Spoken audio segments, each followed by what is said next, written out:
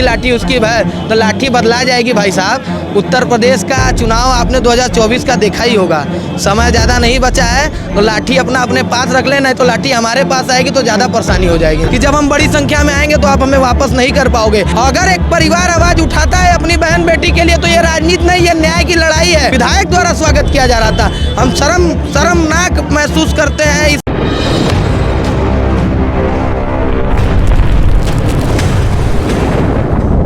अभी हम लोग वाराणसी के बीएचयू के सिंह द्वार पर मौजूद हैं। यहाँ पर आप हमारे साथ पीछे देखेंगे कि बड़ी संख्या में जो विपक्ष के जो नेता हैं और कार्यकर्ता हैं आज बड़ी संख्या में यहाँ पर मौजूद है। वजह ये है कि बनारस हिंदू यूनिवर्सिटी में जिस तरह से एक छात्रा के साथ छेड़छाड़ की जो वारदात हुई थी उस पर आज विपक्ष के लोग जो है सरकार को घेरने का काम कर रहे हैं। हमारे साथ कुछ लोग मौजूद हैं, हम उनसे बात करेंगे।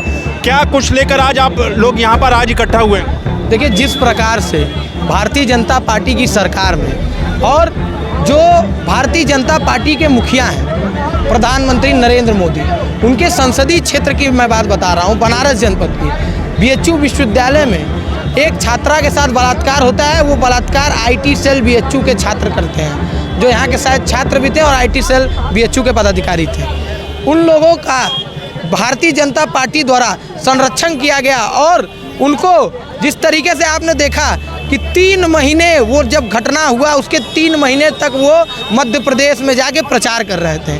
उसके बाद उनको जेल भेजा जाता है। दबाव में विपक्ष जब आवाज़ उठाती है तो उनको जेल भेजा जाता है, लेकिन जेल भेजने के बाद उनको बेल पे बाहर कर दिया जाता है। और जो छात्र यहाँ पे आंदोलन कर रहे थे, उस छात्रा के लिए यहाँ पे आवाज़ उठा रहे थे, उस छात्रा के लिए यहाँ आवाज़ उठा रहे थे, उस छात्रा को न्याय दिलाने की लड़ाई लड़ रहे थे, उन छात्रों के ऊपर यहाँ के विश्वविद्यालय द्वारा उनको निलंबित कर दिया जाता है और ऐसी कार्रवाई करके दिखाया जाता है कि जैसे प्रधानमंत्री के संसदीय क्षेत्र में एक तानाशाही रवैया दिखाने का प्रयास किया जाता है कि भारतीय जनता पार्टी के जो भी सदस्य हैं, चाहे वो आईटी सेल के हुए चाहे भी किसी भी पद में हो, उनका अगर कोई विरोध करेगा तो उसके ऊपर कार्रवाई हो जाएगी, उसके ऊपर मुकदमा हो जाएगा। ये तो आम बात मैं आपको बता रहा हूँ, ये तो रोज़ हो रहा है। लेकिन विश्वविद्यालय स्तर पर आप देख लीजिए जिस तरीके से Bharatiya Janata party IT cell के लोगों ने एक छात्रा का बलात्कार किया। हमें ये बताइए, जो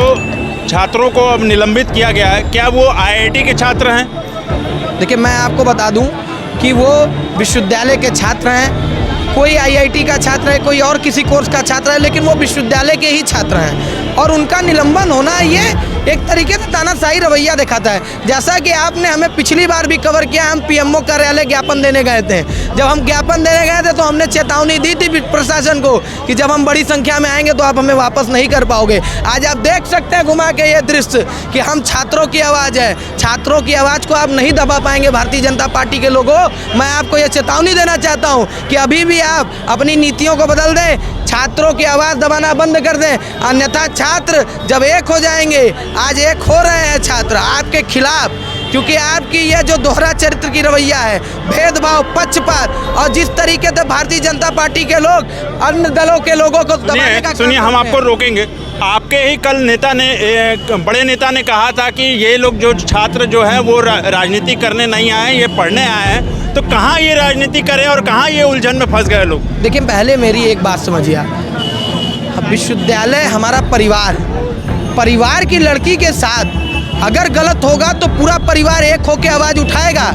अगर एक परिवार आवाज़ उठाता है अपनी बहन बेटी के लिए तो ये राजनीति नहीं, ये न्याय की लड़ाई है। और इस न्याय की लड़ाई में हर एक छात्र मजबूती से खड़ा रहेगा, उस बहन को न्याय दिलाने का काम करेगा। न्याय नहीं मिलेगा, सड़क से लेकर सदन तक संघर्ष करने का काम करेंगे। और भारतीय जनता पार्टी के उन लोगों को जिन्होंने उस छात्रा का, हमारी बहन का, जो हमारी विश्वविद्यालय की बहन थी, उसका बलात्कार किया है, उनको जेल दोबारा भिजवाएंगे। क्योंकि वह जब जेल से निकले तो आपने देखा होगा, फोटो वीडियो वायरल हो रही थी कि किस तरीके से उसका माला फूल डाल के उसका स्वागत किया जा रहा था। उन छात्रों का, छात्रा के साथ जो बलात्कार किया था, उन व्यक्तियों का माला फूल डाल के विधायक द्वारा स्वागत किया जा रहा था। हम शर्मनाक महसूस करते हैं इस जनपद के होने के कि यहाँ के जनपद के ये तो न्यायपालिका का एक मतलब न्याय दिलाने के लिए एक समय होता है, मतलब उसमें क्या है, कैसे है, वो सारा काम न्यायिक प्रक्रिया है ना। देखिए महोदय, मैं एक बात आपसे बनाना चाहता हूँ, जिस तरीके से मैं आपको एक छोटी घटना से अवगत कराऊंगा। जिस तरीके से आज बीएचयू में जो हम विरोध प्रदर्शन कर रहे हैं जिस मामले को लेके, पहले आप बात को पकड़िए, क्योंकि यहाँ छात्रा के साथ बलात्कार हुआ तो हम विरोध कर रहे हैं। अगर यही कोई अन्य दल का व्यक्ति उसके साथ भी संलिप्त होता, वो घटना नहीं करता, साथ में अगर अगल बगल भी दिख जाता, उसका घर मकान गिर जाता, उसका कुड़की हो जाता, उसके माँ बाप बेघर हो गए होते। लेकिन यही भारतीय जनता पार्टी के लोग बलात्कार करते हैं तो ये बेल पे बाहर आ जाते हैं, विधायक स्वागत करता है। ये कैसा दोहरा चरित्र है? आपने एक कहावत सुनी होगी, जिसकी लाठी उसी की भैंस, ठीक है।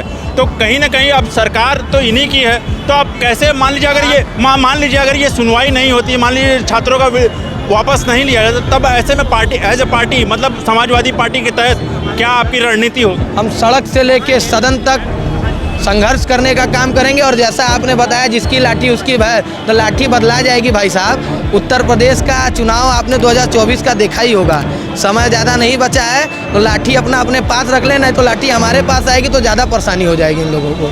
तो देखा आपने, ये युवा नेता हैं समाजवादी पार्टी के, तो इन्होंने बोला कि लाठी कभी भी बदली जा सकती है, क्योंकि आगे आने वाली जो सरकार है वो हमारी ही होगी।